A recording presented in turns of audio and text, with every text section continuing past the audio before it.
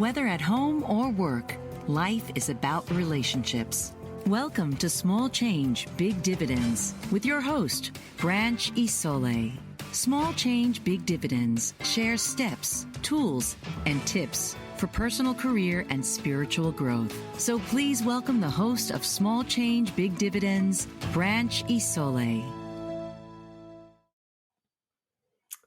We are all led astray. It's the way of the world. We're all prodigal sons and daughters, little Pinocchios, if you will, bedazzled by the glitz, glamour, and glories of the world, beckoning to us with ambitions and dreams of grandeur, enticing us to explore, to encourage us to throw caution to the wind and start a journey seeking fame and fortune. It's in our nature to have acts of self-determination through exploration and discovery. And along each path, new realities, new experiences, and new lessons are encountered. Each one tests, tempts, or trains us in the world's ways. And somehow, somewhere along the path, we find out it's never the level playing field we expected. Some learn this quickly. Others, however, are trapped in a never-ending cycle of 3 steps forward, 2 steps back. Why? What is it that impedes our forward progress? What's the missing connection for so many people? Well, first, we've got to understand that the world's design is to keep us enslaved for its purpose. And that purpose allows us to struggle with stress, pressure, and conflicts in everyday life. So what's missing? What is it that blocks so many goals and desires? Is it something outside or inside each of us? Today on Small Changes, Big Dividends, we're going to take a closer look to find out. Coming to you from deep in the forest, near the banks of the Ouachita River, you're watching and listening to Small Changes, Big Dividends on the Bold Brave Media TV and Talk Global Network.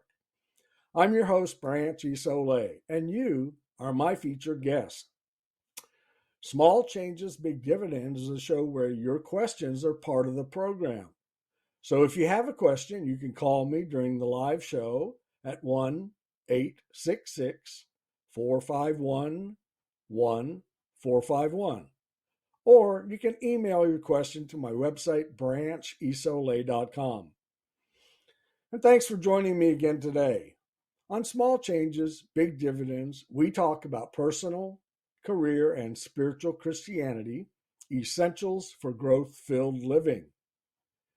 Each week, I share mana'o with listeners from around the world. Today, I'm going to share small changes that can pay big dividends in your relationships and in your life. Because life is about relationships, but it's healthy relationships that encourage and embrace growth. You know, it's not unusual to experience stress, pain, or confusion living in the 21st century. You may not have realized it, but life's design is to keep us off balance, to keep us grasping for that elusive brass ring of success or adoration, the one that's just beyond our reach. So we stretch, we jump, we leap. We come up with all kinds of means, models, and methods to try and accelerate our efforts in order to elevate ourselves. And yet, that dream is often never enough. Our efforts never seem to find enough ways to satisfy or fulfill for very long. Why? What's missing? You know, we invest time, energy, and strength, sometimes all of who we are, and then for many, even more. What is it we're striving for? And why can we not possess it? What's missing? Have you ever considered why it may be missing? Why you face so much pressure and struggle every day? When you take into account that your talents, your education, your efforts, your energy and training, as well as all of your life experiences, what's still hidden behind the veil that life uses to obscure our senses and sensibilities? What's missing is important, but even more important is why it's hidden. What's just off to the side in the shadows, waiting in the wings, waiting for recognition and possibly an invitation?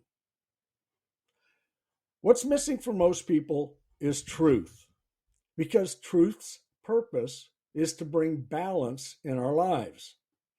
And balance is the fulcrum from where we may respond with love, no matter the circumstance or the situation.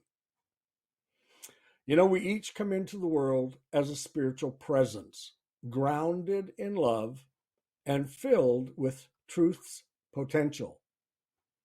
But our spirit of originality potential is systematically torn down, worn down, and eroded as we are tested and tempted by a world determined to embrace us, to envelop us, to encapsulate us.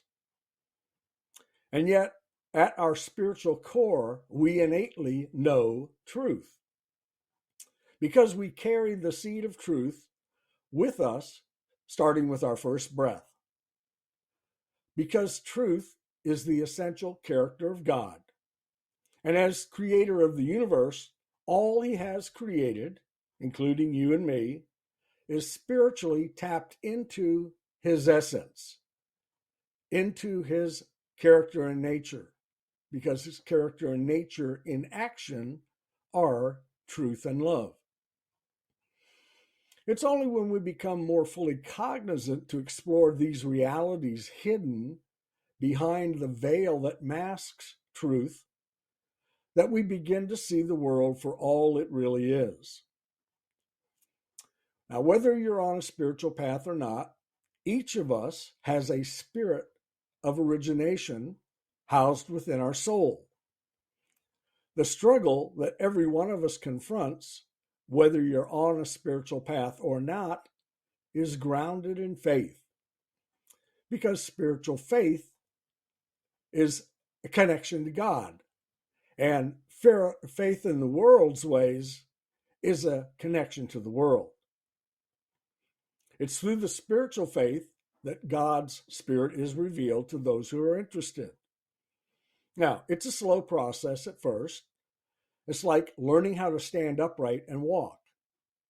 First, we scoot, then we crawl, then we look for something to hold on to as we stand and get together our efforts to try and acquire our initial balance. So, standing erect, we begin to view our world and all of its new possibilities. Starting on a life's journey, we have lots of opportunities to become aware of God's spiritual presence. But prior to that moment, our realization of God is most often just an illusory concept or a carrot and stick perpetrated and used by religions. With those first steps, most people stumble and fall. They find it unrewarding or not what they expected, while others continue to stride forward, gaining strength through fulfillment. But like an infant stepping into toddler stage, the neophyte believer's goal is to gain strength of purpose, enough to propel himself or herself forward, even when they experience missteps in the growth process. If you know what a gauntlet path is, this metaphor describes the spiritual path for many. For even when we're embraced, faith is an unknown journey of steps, expressing and exposing the struggle and the stress of daily life. So the question is always why? The element of acknowledging truth that is real truth, not the world's truth, that's the difference. But how do we know and recognize this difference? Well, have you ever felt during or before or after a choice or decision that you've made, perhaps that course of action is really not in your best interests? This is sometimes called buyer's remorse. I'm sure you know this emotion I'm describing. It's when we have a sixth sense or a spidey sense that what we're about to do, or perhaps we've just done, was a misstep we shouldn't have taken. This is the power of truth in action. It's an innate recognition that our choice, our decision, should be rescinded or at least re examined. And this is the hidden power of truth. You know, we often see the depth of the holes of adversities that we face long before we get into that hole and try to start digging ourselves out. So, how do we move away from these untruths? Well, we're going to talk about that today. The first steps of success in the world without being of the world. Now, what do I mean by this? What's the difference between being in the world but not of the world? Well, we're all physically in the world every day in every way. However, there are those who've pulled back the veil, the one the world fits each of us with at birth, the one that opaquely blurs our vision to truth's reality. And with the veil pulled back, we can see and recognize now the world's ways.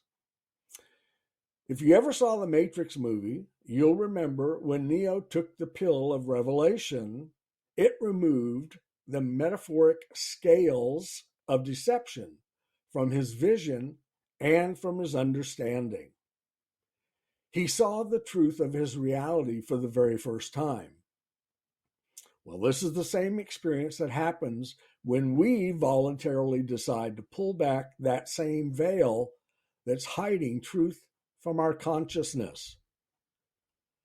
But why is this reveal existential? Because truth is the underlying proponent of life. As long as we ignore or disregard this essential understanding of why we are here, we can easily miss the possibilities of who we might become today and in the future. You see, life is a battleground of stress, struggle, pressure, and conflicted skirmishes.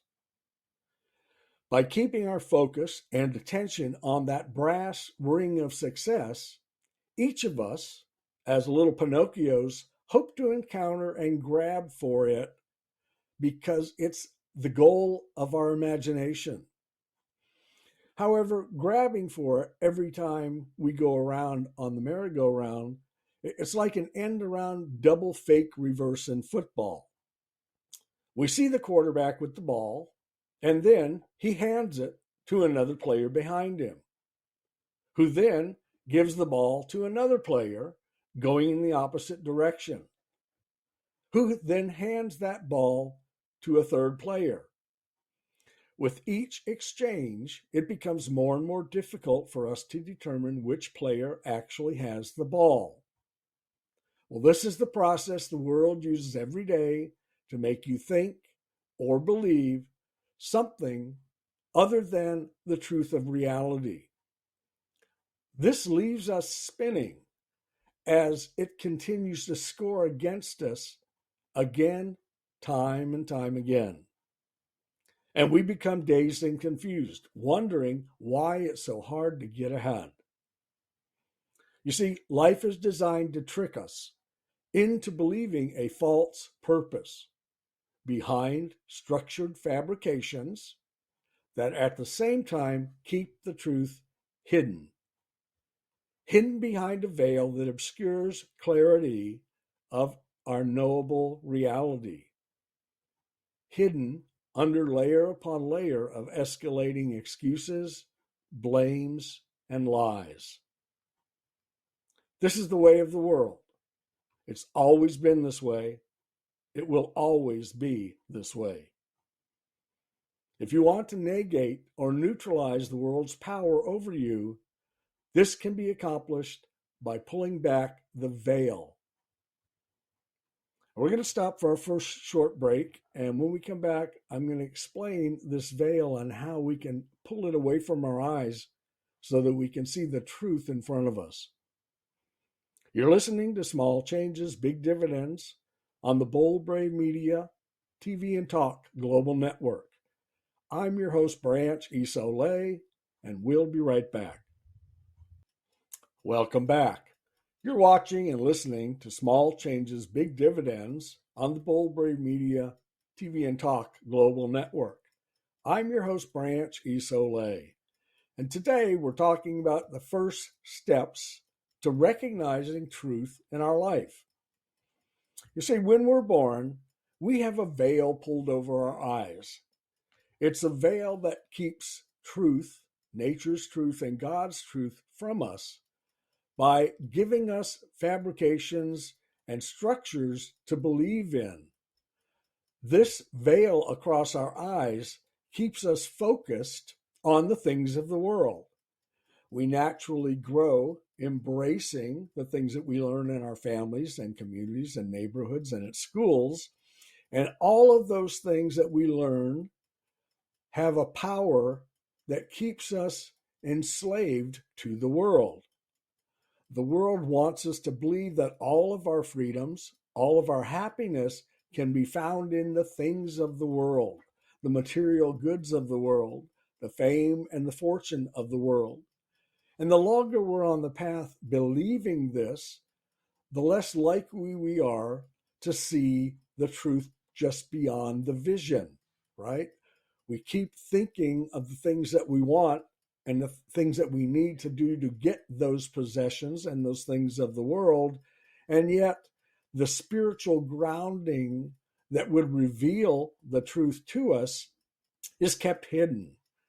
And the longer we go down the world's path, and the more we embrace and buy into the world's ways, the less likely we are to have the time or take the energy to discover that there may be another path for us. The more involved in the world we become, and the more we struggle in our relationships, career, at home, in our neighborhoods, the more struggle we have, the more energy it takes for us to be in that struggle, to be in that conflict.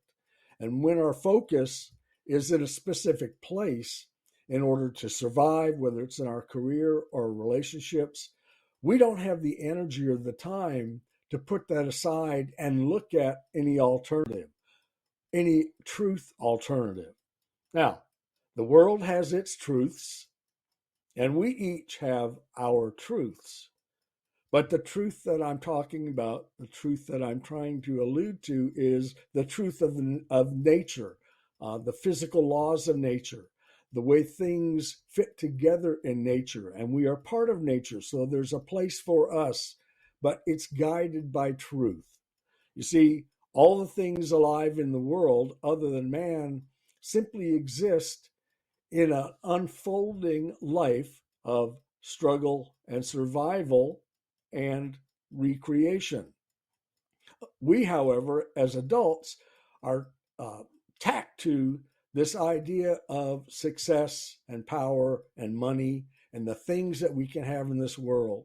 And that keeps us focused on everything other than the truth. So, how do we gain real insight or revealing insight to the truth?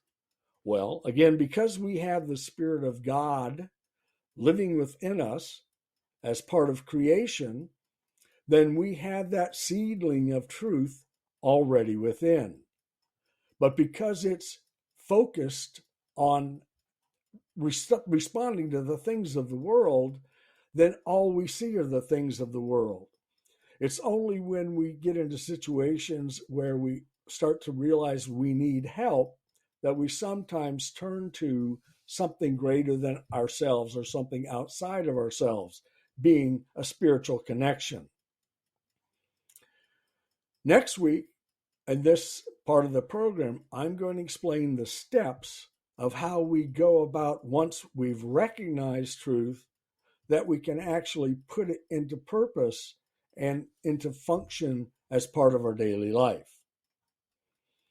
Now, last week, we ended our prophecy discussion with the third unmissable, unmistakable, and undeniable end times event that the entire world will see in real time.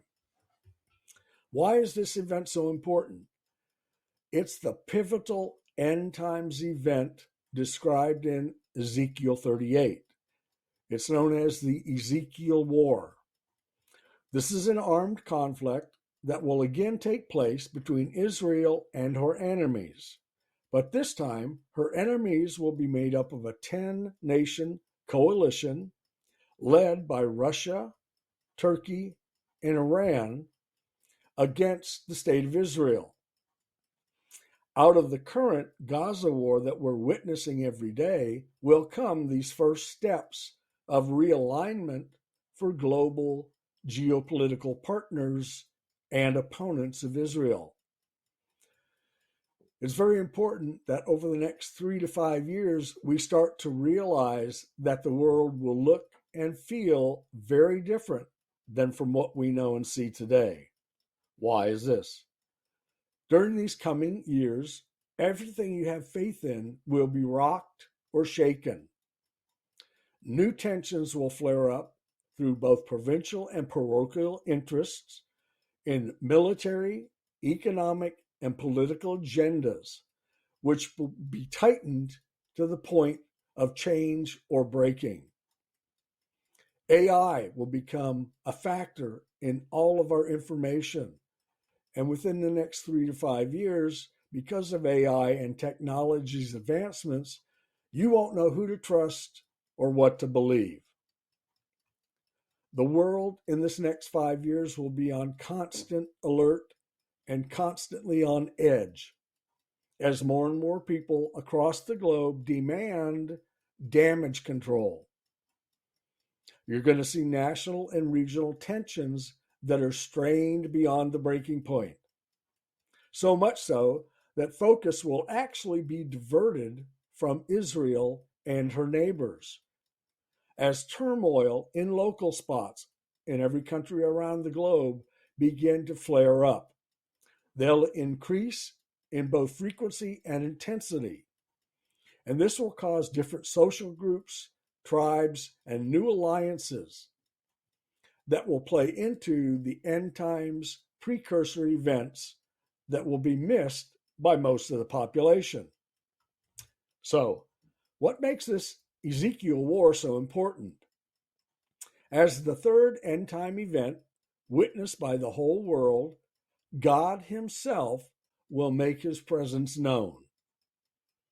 Now, as prophecy students, we know the Ezekiel war is the defining end times event before the tribulation years. Why? Because Israel will be so isolated in the conscience and subconsciousness of the rest of the world, the threats of military invasion of the Golan Heights region will appear to be one step away from happening. And as the world salivates over the possibility of Israel's final destruction, it will seem inevitable that Israel will be defeated. But just when it looks like Israel will take its last gasp, God Himself tells us in prophecy that He will intervene on Israel's behalf. The whole world will witness His presence as this specific prophecy is fulfilled, although again, most of the world won't believe it to be so. Out of Israel's victory, however, will come a Christ-centered spiritual revival as well as new hatred for the state of Israel. As Israel's military opponents begin their final preparations and movements into the mountains of Israel, the Golan Heights, it's here that prophecy proclaims God himself will throw these armies into disarray, causing death, destruction, and deceptions among Israel's foes. Israel will have its victory without direct involvement. And those who know Scripture will recognize this victory for what it actually is, fulfillment of this Ezekiel 38 prophecy. Those who don't know prophecy will never understand what's really happened, although they too will have witnessed it with their own eyes. Next week in the prophecy section, we'll look at what happens when God makes his presence known and destroys Israel's enemies without Israel ever firing a shot. This week's prophecy question comes from Jaden in Baltimore, who asks, why is the Antichrist named so many different times in the Bible and so many different terms used to describe him? That's a great question, Jaden. Thanks for asking. Of all the characters, events, or incidents described in prophecy about the end times and last days, this time period's two central figures, Christ and the Antichrist, dominate all the Bible narratives. In fact, it's the Antichrist who gets most of the prominent and presence. Why is this? Well, the Antichrist will be the human embodiment of Satan. Satan is described in Scripture as the prince of this world, or our world's reigning power. And the Antichrist will be the physical being, the man, operating in this world on Satan's behalf. As an original archangel who challenged God and desired to be equal to God, Satan was cast out of heaven, but allowed dominion over the earth as the alternative to the spiritual alignment of the Spirit of Christ. There are several distinct references to the Antichrist, many of which you may be familiar with. He's called the Beast. He's called the Man of Sin. He's called the Man of lawlessness, and the Little Horn. He's also known as the number 666 and the Son of Perdition. One of the interesting facts about prophecy, and for that matter, the whole Bible itself, is that it often uses different terms to explain or identify different personalities, places, or connections. We're going to break for our second commercial here, and when we come back, we'll look at the different passages describing the Antichrist and how we can know ahead of time who the man will be to fill this role. You're watching and listening Small Changes, Big Dividends on the Bold Brave Media, TV, and Talk Global Network. I'm your host, Branch Isole, and we'll be right back. Welcome back. You're listening to Small Changes, Big Dividends. I'm your host, Branch Isole. We're talking about the Antichrist, why he gets so much print, so much passages, and so much devoted time in the Bible scriptures, particularly in prophecy.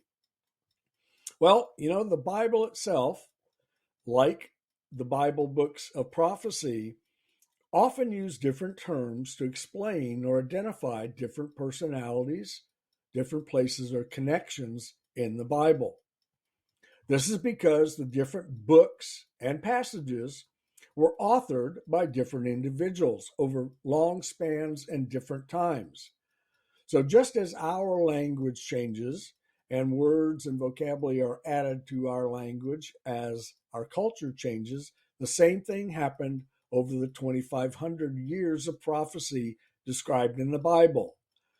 The authors had different terms and different understandings for similar or the same things being projected as prophecy.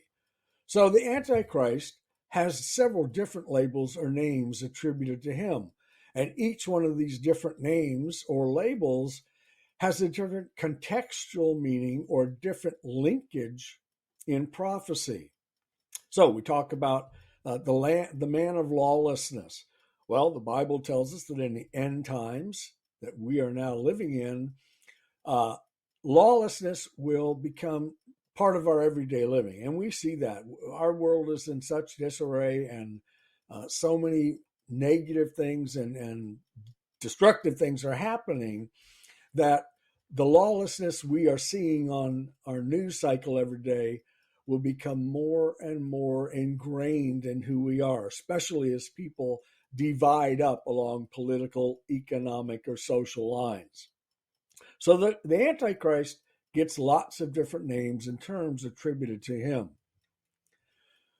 The Antichrist will be coming into fruition and leadership at the mid-trib area, in the middle of the 7-year tribulation.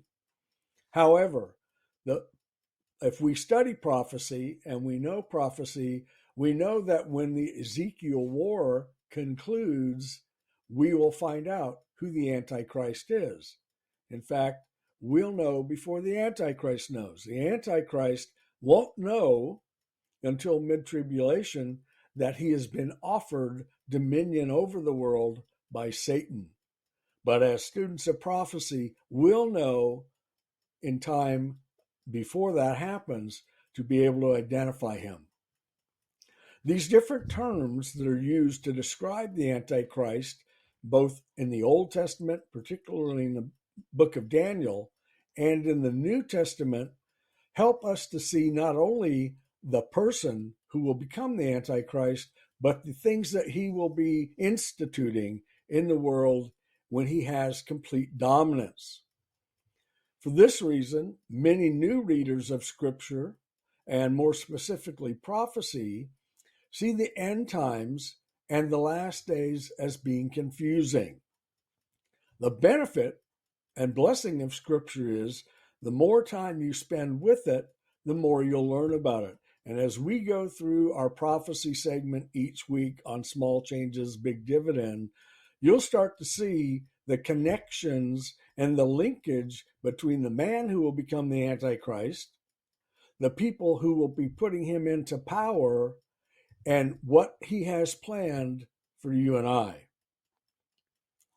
Scripture makes sense as you start to discover end times and last days events and how they fit into the flow of both history, past, and future. So, Jaden, thanks for your question. Stay tuned and we'll get deeper into the Antichrist and how we can identify this man before he takes power. Our listener question this week comes from Dennis in Delaware, who says, I read an excerpt from an article you wrote about 3 barriers: a line, a door, and a wall. Can you please clarify for me these 3 from that particular piece? Sure, Dennis, thanks for asking. In every life, there exists a line, a door, or a wall. And encountering any of these 3 requires time, energy, devotion, and commitment.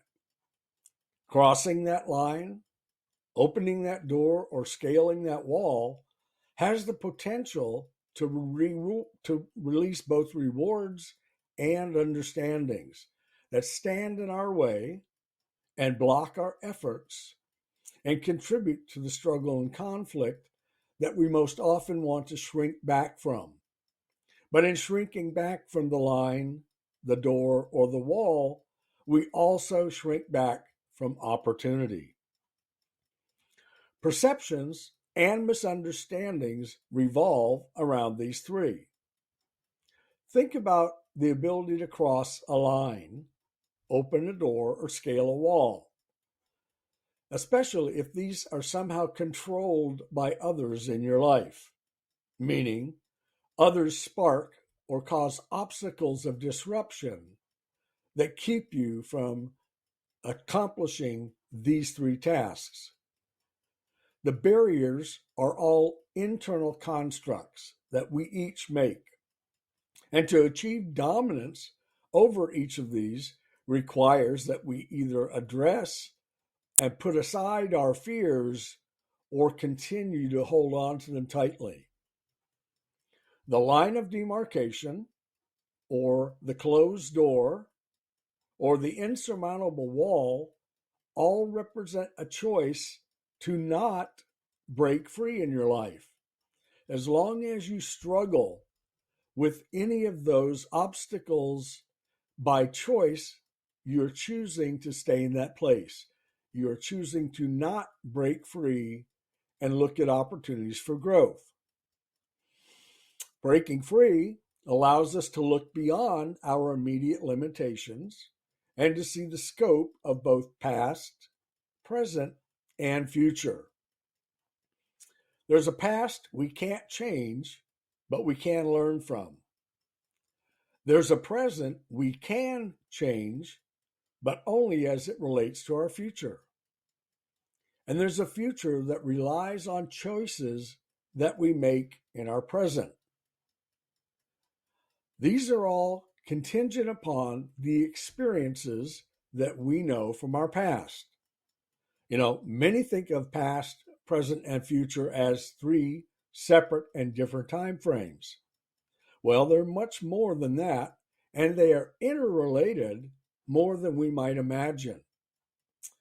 But until we recognize and accept that the line will remain uncrossed, the door will remain closed, and the wall will be too high, each day there only exists enough time to accomplish the tasks or challenges we've set before it.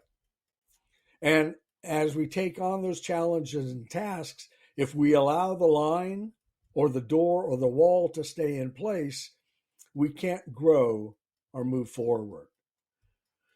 The energy, devotion, and commitment needed to challenge daily life struggles must be generated from and become inner strength and confidence. Now, there's a lot of mediums or methods out there offering effectively to eliminate or reduce the personal chaos of struggle and conflict. However, for each of those methods employed, one common theme is essential for future success. That's a focus on balance. Balance between our physical wants and balance between our spiritual needs. Balance between mind and body. Balance between soul and identity. The amount of energy, devotion, or commitment expended will determine how close, how quickly, or how successfully your line will be crossed, your door will be opened, or your wall will be scaled once and for all. You see, with maturity comes awareness of time excised and wasted. With age comes the realization of dreams lost or abandoned. And whether you give in or steadfastly determine to forge ahead, many, perhaps you, wonder what waits at the other side of that line, that door, or that wall. And more importantly, is it worth the effort to find out? Are you willing to take on struggles that represent roadblocks to your desires and are ultimately there to show you that you are worthy of this new effort? Many give up, taking their last breath filled with despair or remorse, never to be heard from again. Never to be heard from again is not an endearing exit. Some, sadly, recognize this too late and don't have the necessity or the desire to conquer. And so they accept and understand that this is all their life can be. Others reflect on where they've been, what they've done, or what results were experienced, trying to make sense of time, energy, and devotion invested to go forward. Relief, peace, tranquility, and even enlightenment often wait just on the other side of our fears. Acceptance of potential relief gained by crossing that line, opening that door, or scaling that wall will wash away the residue of resistance and insecurity that repeatedly foments in our lives through daily struggle and conflict. Adversities that keep us focused on self will continue to hold us back from accepting a grounding for truth when, where, and within ourselves. It's here that clarity of vision comes into view as we begin to see our follies precipitated by insecurities that envelop us. But with new knowledge and understanding, there now exists absolutely no reason to wait. The time is now to discover what's been hidden in plain sight for your entire lifetime. We must discover how to replace the consequences of struggle with the inner tranquility to sidestep drama and trauma represented by relationship conflicts. Meditation works for its practitioners, as does yoga for many others. Some philosophies provide thoughtful options or methods for overcoming persistent sense of despair that's often associated with our personal turmoil. In Western cultures, mental entanglements are often revealed, temporarily at least, by accumulation and actualization of things and possessions. But we find that consumption rarely fills the longings of extended satisfaction. So, what will fill this void? When it's satiated with our mental attention and is in tune with who we are, whatever steps we can take to become who we aspire to be will be revealed. The relationship between us as individuals, and by extension with others, is influenced by the balance that we construct in our own nature and our own life. Remember, mind and body, soul and identity, spirituality and humanism. We are each made up of dichotomies. Functional balance should be our goal, so we can better understand ourselves and how we best fit into our world of relationships. We're at our last break, and when we come back, we'll talk about next week. You're listening to Small Changes, Big Dividends on the Bold Brave Media, TV and Talk Global Network. I'm your host, Branch Isole. We'll be right back. Welcome back. You're listening to Small Changes, Big Dividends on the Bold Brave Media, TV and Talk Global Network. I'm your host, Branch Isole. You see, functional balance should be a goal that we all strive to attain. With the balance we can get, we can better understand both ourselves and how we fit best into our world of relationships. It's like crawling and then walking before we can run. Our triumphs come through progressive building blocks of steps. The more we grow, the more we experience, the faster our efforts can show positive results and reassurance that we're on the right path. These can produce growth as well as peace and tranquil understanding in a new world that's constantly demanding and challenging. So, how do we initiate and go about this transformation? Well, we start by accepting ourselves, who we are, right here, right now. Then, by having a mental vision of who we would like to become in the future, so that we can begin manifesting our future into reality with these new and different character traits or behaviors grounded in our new revelation of truth.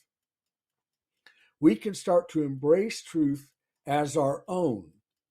And in doing so, each of our examples in our lives, characters or traits we wish that were ours, will come to show themselves. Look around. Surely there are people in your world that you admire and want to emulate. What traits are you looking to imitate and make your own? What traits and characteristics do they have that you wish were yours? More importantly, will these traits or characteristics help you become more balanced? And if not, what's the point? Balance is the functional goal that makes us the most and best person we can be. If you just want more wealth and possessions, then understand the quest for things of the world comes with consequences in your world. Struggle and conflict are the very nature of human existence. That's why the rich and powerful continue to prosper at the expense of others. Avarice drives them to acquire wealth and its trappings, irrespective of the damage or loss incurred either to themselves or to others. It's been this way since the beginning of tribal communities, and it will continue to be so in the future. We can only transform ourselves by accepting who we are right now and then using truth grounded in strength to overcome or transform our weaknesses and insecurities. So, where do we get the help to accomplish this goal? We get it on the other side of that line, behind that door, and beyond that wall. You'll notice these three obstacles appear to be different as to their levels of difficulty. They represent different levels of change needed to accomplish transformation. Because it's easier to cross a line than to open a door, and it's scaling a wall is always more difficult than the other two. Now, one of these may represent a depth of struggle holding you back from success or holding you back from more fulfilling relationships. Whether personal, family, business, friends, or acquaintances, every relationship you're in has different intensity and dynamics. So that line, that door, or that wall can be different. They can even fluctuate. Each relationship you have can generate challenges represented by a line, a door, or a wall. The goal of relationships is to encourage and embrace growth. Growth that leads to greater balance for you and for your relationships. And the more balanced we become, the more trusted and valued we are. In this way, transformation unfolds like a budding flower. We begin to bloom, slowly at first, then more rapidly as positive energy is given and received. As we start to reduce the struggle and conflict, any insecurity that lingers can easily be replaced or discarded. And as transformation evolves, we begin to realize we don't need, don't want the drama, trauma, or negative energy hampering or delaying our growth. So balance starts to become our new reality. And the more we begin to accept easily the presence and role of truth in our lives and in our relationships, we start to recognize truthfulness or the lack thereof as the foundation of our relationships.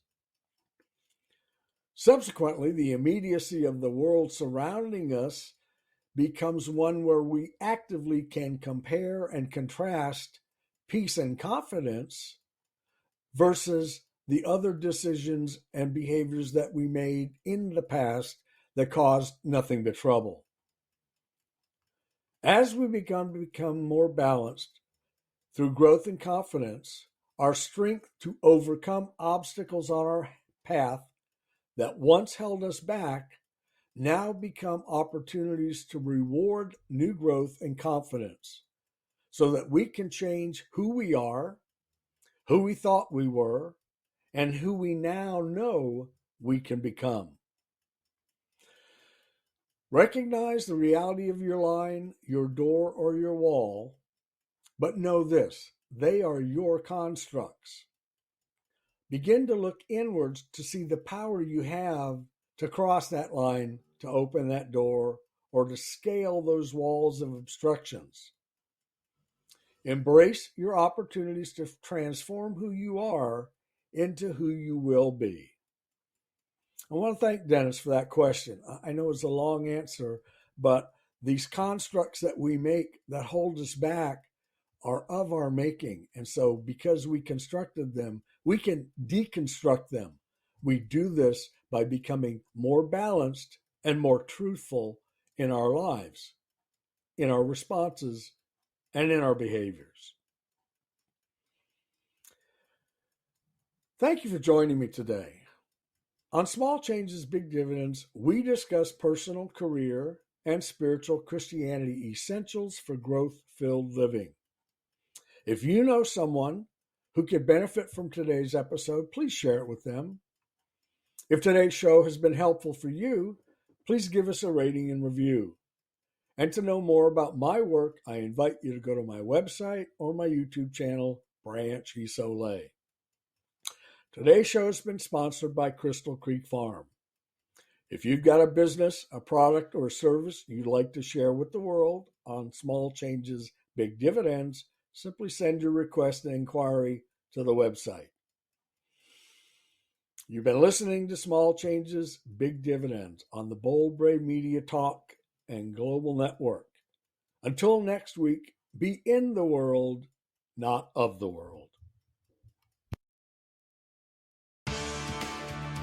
This has been Small Change, Big Dividends. When you're ready for healthier, more successful relationships at home or work, Small Change, Big Dividends is your show.